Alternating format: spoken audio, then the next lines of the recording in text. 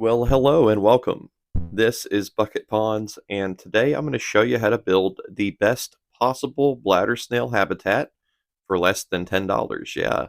So I'm going to share all my tips and tricks for raising bladder snails and how to keep them very easily for very low cost. They make great pets, and I'm excited to do this video with you today. So I am using a $5 jar that I got from Dollar General. It's 80 fluid ounces, and that's the perfect size for what we need today.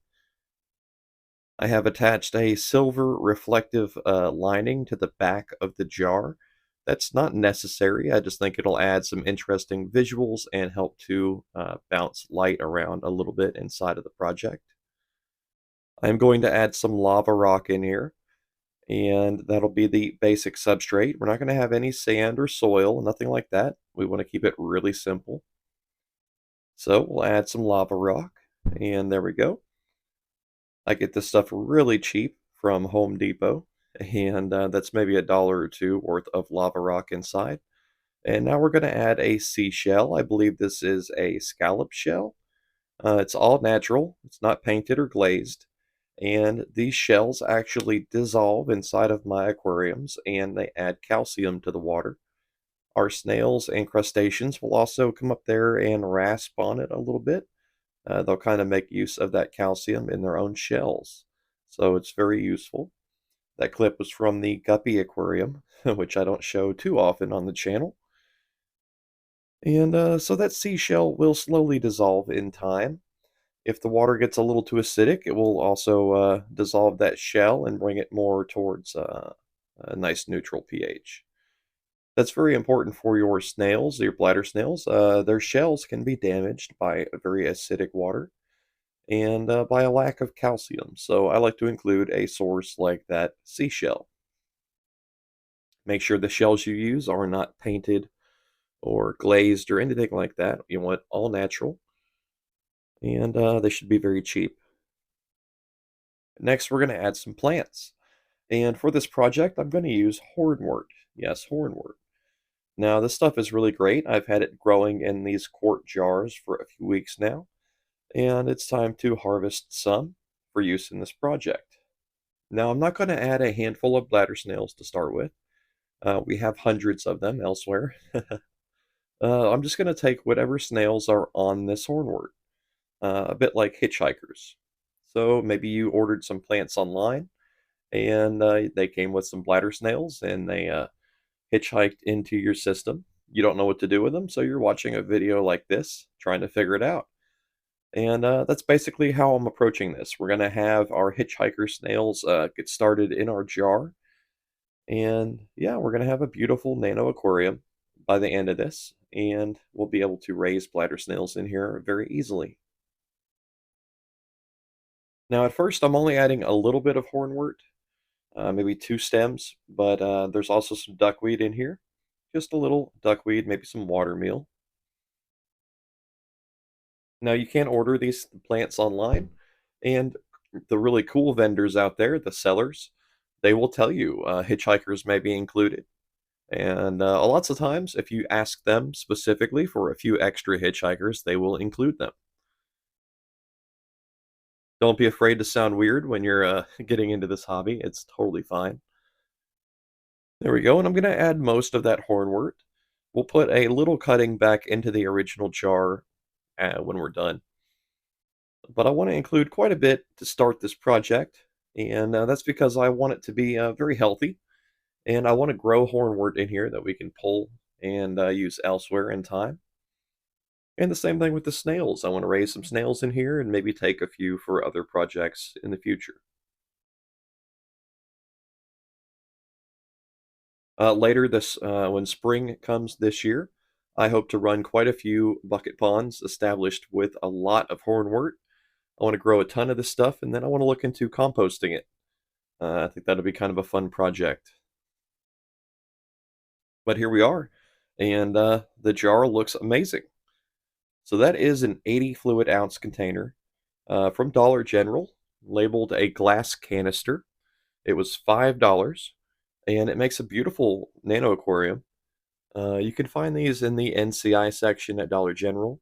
And if you happen to go on a Saturday, some locations you may have to use a digital coupon or a receipt with a printed coupon, but you can get $5 off 25. So if you spend 25 bucks on household goods, chips, and laundry soap, then you can get a jar like this for free, pretty much. So that's something to think about. I'm not trying to plug Dollar General here, but I am trying to talk more about where I get my jars and where you can find your own. It's kind of a waste ordering that kind of stuff on the internet because, it's expensive to ship glass, and generally it's better to find them in person. I see a lot of people using items meant for fermentation, like carboys, I think is what they're called, very large jars and jugs. And I think that's really cool. We might want to get into that in the future. But trying to stay on point with this video, we've added our hornwort and we're all fixed up. And now I'm going to add just a little bit of plastic wrap over the top. I know that's not very aesthetically pleasing, but if you do it right, it's almost invisible. This will prevent your snails from escaping, and it will also, seal in some moisture, prevent evaporation, most of it. But it's not going to be generally airtight. So it's a nice mixture. It's a nice clear lid that's very inexpensive. So I'll just say that. You can reuse that piece of plastic wrap over and over and over again for quite a while. Eventually, I do want to have a more professional lid, perhaps with some built-in lighting, but I don't think we need that. I think the plastic wrap does a really good job, and I'm kind of running with it. Yeah, for now. Now inside, I see about 3 or 4 bladder snails in here, and they're just starting to explore their new habitat. But there is a few modifications I want to make. Number one, I do want to open this up and to weigh down to anchor that hornwort a little bit. Now, generally, it prefers to float. It's not a plant that you would like stick down into the substrate or the soil. But I do like to pin it down with a single extra piece of lava rock just to help it fill out the jar a bit better, and so it doesn't all amass up at the top as a floating plant. There we go. Yeah, that works really well. Shouldn't hurt the hornwort too much, and should encourage it to grow all throughout the jar. Next, I'm going to add a food source. Your bladder snails will eat algae and debris in their aquarium, but in a brand new tank like this, there's not going to be much debris. The hornwort that I included is pretty clean because the snails have been cruising all over it for the past few weeks. And so all of those same snails are included in here. And there we go. Hey guys, it's back 5 days later. Here's our aquarium. It's beautiful. I absolutely love it. I can see right away that the snails have not eaten the entire piece of cucumber. It's been 5 days, and that's okay. That just means that we have a very small starting population of bladder snails. Like many of you, maybe you find 1 or 2 in your tank randomly, or on some plants that you purchased. That's how you get started, pretty much. And so far, they are doing well. Since they are slowly eating that food, I will slow down the feeding schedule a bit for about a month or so. It takes a few weeks for eggs to hatch, and a few more weeks for those babies to be large enough to have their own babies. So, yeah, it takes a good month or 2 for your population to really get started. But here's one of our little friends now snacking on that piece of cucumber. There's probably a better food item out there that you could offer them, but I like cucumbers. It's nice and clean. It doesn't cloud your tank. It doesn't make a mess. Everybody seems to eat it, so that's good for us. But looking a little closer, there's our little snail buddy, one of our first pioneers in this new project. And he came over as a hitchhiker from the hornwort that I had been growing in that jar. So, yeah. Forgive me if I sound a little funny. It's very cold out here, and I'm recording on the back porch tonight, just for fun. I should say I'm doing the audio back here. The video was done in the fish room, of course. Here's a look at the hornwort, showing some of those morphological changes that we've seen before, where it kind of changes the way that it grows, and it's trying to anchor itself to the bottom.